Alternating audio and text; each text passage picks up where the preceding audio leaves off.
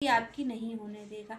तो यहाँ पर इसीलिए ऐसी विधि संतों ने बनाई कि भाई श्री कृष्ण को अर्पित करके, भगवान को अर्पित करके ही हम भोजन पाएंगे, भगवान को अर्पित करके ही हम जल पिएंगे।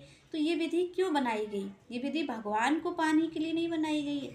ये विधि इसलिए बनाई गई है जिससे कि इस विधि से हमारा जो मन है वो सुधरा रहेगा, हमसे कोई गलत कर्म नहीं बनेगा, क्योंकि गलत कर्म ही भगवान से दूर करने वाला है। आप और हम जब कोई गलत चेष्टा कर देते हैं तो हमारा पाप ही तो भगवान से दूर करने वाला है। आज आप और हम भगवान से दूर हैं तो उसके मूल में क्या है? पाप ही है। तो यहाँ पर इसीलिए ऐसी विधि संतों ने बनाई कि आप और हम लोग सजग सावधान नहीं रह पाएंगे।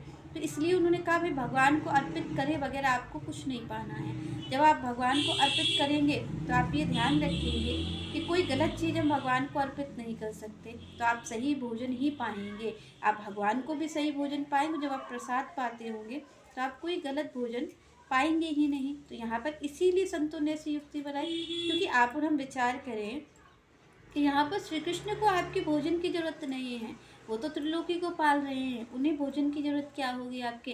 पर क्यों कहा गया? तो भगवान को ये भी नहीं है कि आप उन्हें यहाँ पर आप उन्हें दाल रोटी का ही भोग लगाएं या कुछ भी लगाएं, आप कुछ नहीं। यहाँ तो भगवान स्वयं कहते हैं कि मैं किससे प्रसन्न हो जाता हूँ। तो यहाँ पर श्री कृष्ण कहते हैं पत्रम पुष्पम फलम तोयम।